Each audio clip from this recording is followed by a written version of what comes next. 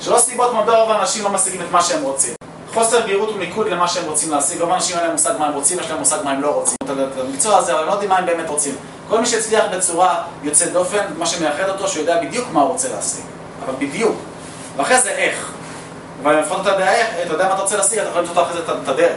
רוב האנשים מסתובבים באיזה לופ סגור 30 שנה ואין להם מושג מה הם רוצים לעשות. הם פשוט נסחבים עם החיים ולא מתכננים את החיים. חוסר התמדה ומוטיבציה, אין להם סיבות ממריצות, השראה לדחוף אותם להתמדה. לא מספיק לדעת מה אתה רוצה, לא מספיק להתחיל לתכנן מה אתה רוצה להשיג, גם צריכים שתהיה לך מוטיבציה.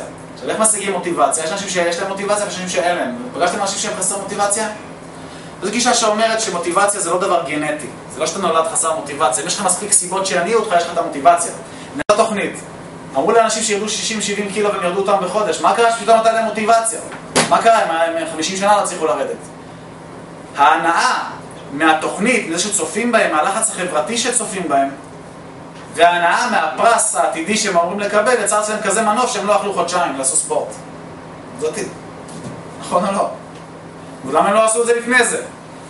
שוב פעם חזרנו למנגנון שמניע אותם, תכף תראו איך זה עובד. אז אנשים שיש להם מוטיבציה, זה אנשים שהם כל הזמן מניעים את עצמם, לא צריכים את התוכנית הזו. אז ככה, מה גורם באמת לאנשים לעשות כל דבר, מה הוא תהליך המוטיבציה מאחורי כל ההתנהגות האנושית?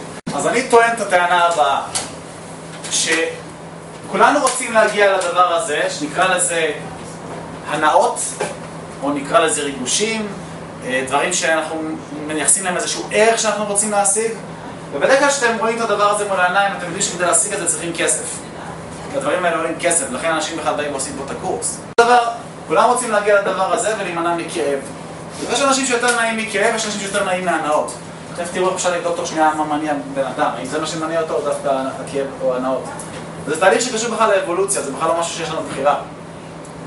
ילד או תינוק שאומרים לו לא לגעת בתנור חם, הוא נוגע בתנור.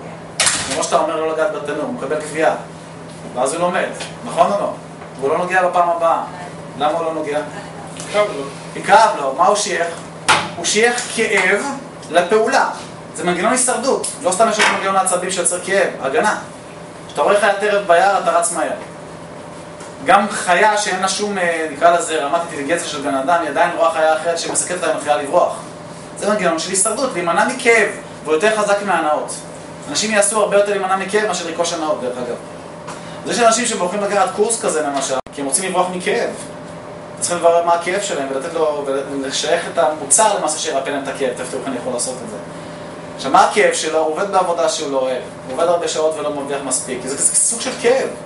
הוא עובד בעבודה שמשנה אותו, והוא רואה בקורס איזשהו כלי שנותן לו דרך מפלט לצאת מהכאב הזה. ויש מישהו שדווקא לא מעניין אותו כאב, הוא רואה דווקא את החלום. הוא יושב שאלה באמת, איש מכירות טוב, מה התפקיד שלו זה להבין את המנגנונים האלה בהתאם לאותה מערכת האמונות והערכים של אותו לקוח ולשחק עם זה. אני אראה לכם איך אפשר לעשות את זה עוד מעט. ברור לך שזה משהו ברמת האבולוציה שלנו, אין פה בחירה. ככה אנחנו בנויים.